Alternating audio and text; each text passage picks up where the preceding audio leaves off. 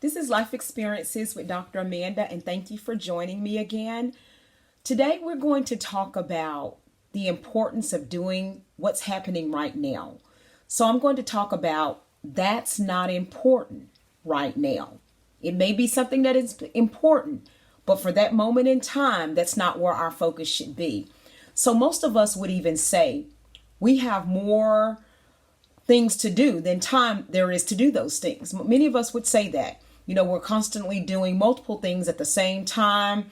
Our minds are constantly thinking about, I have to do this or I have to do that. But what I would encourage us to do is simply to slow down.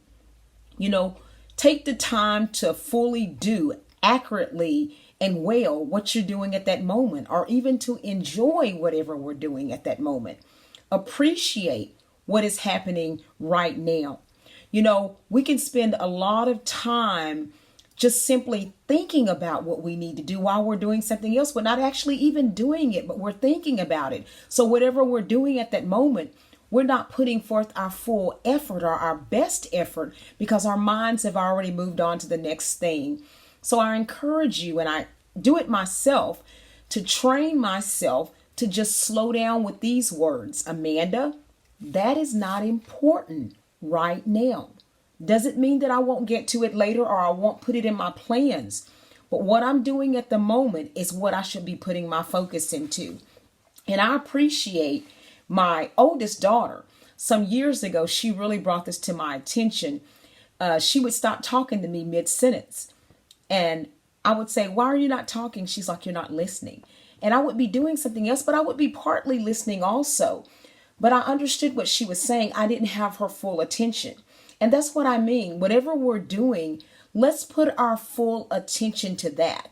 If it's important enough that we went there to do it, or if it's important enough that we made time to say we were going to do it, then we need to focus and do it. And so I totally thank her for, she wasn't trying to teach me something, but it did teach me something.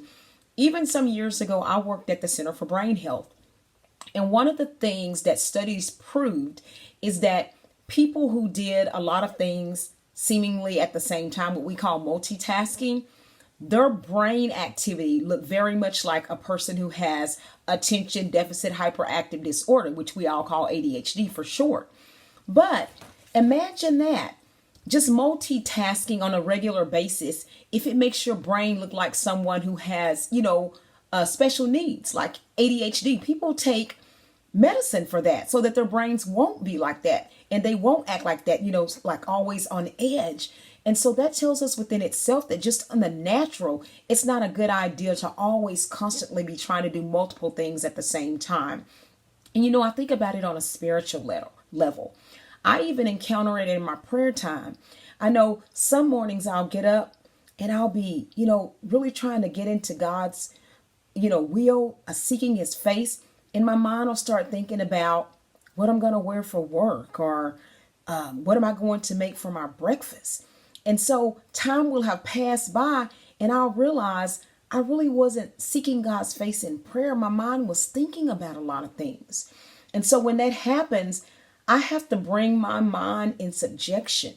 It's not that what I'm going to wear to work is not important. It's not that what I'm going to eat for breakfast is not important. It's not important right now. I set aside this time to get up and to seek God's face. So that's what all of my focus should be put into, seeking God's face for that time. And then when it's time for me to get ready and when it's time for me to fix my breakfast, I'll put that time into that. But for that moment, we have to bring our minds, our bodies into subjection and say, this is what I am doing right now. I know some years ago, even when my grandmother passed away, I'm one of those people who I run around and I do a lot of things. I'm always trying to help people. And one of my sisters, she literally screamed at me. She said, sit down. She's your grandmother too. And I didn't get mad at her because I realized what she was doing.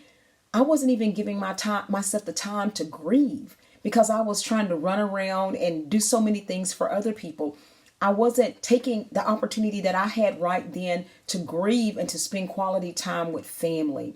And so that's what we have to do sometimes. It seems like something so small, but it can have such a big impact on our lives. If we're constantly thinking about the next thing to do, then we're not enjoying the things that we are doing, or we're not doing them adequately. And even Ecclesiastes 3 tells us there's a season for everything. So you'll have time to do it, or if whatever's on your mind, set aside right there and say, I'm going to do that at this particular time. But what I'm focused on right now, and if I'm in church and I'm listening to the word, it's not the time to be thinking about what I'm going to cook for dinner. I'll do that later. I need to get all that I can from the word right there and then. And so we must really keep it in focus, keep it in perspective. What I'm doing for the moment, that's what's important, what I'm doing for the moment. If it's not important, then I need to stop doing it and move to something that is important. And so the next time I want to talk about despising your birthright. I know we've heard about Esau, how he despised his birthright. Now I want to talk about us despising our birthright. So join me next time, share with friends, and stay blessed.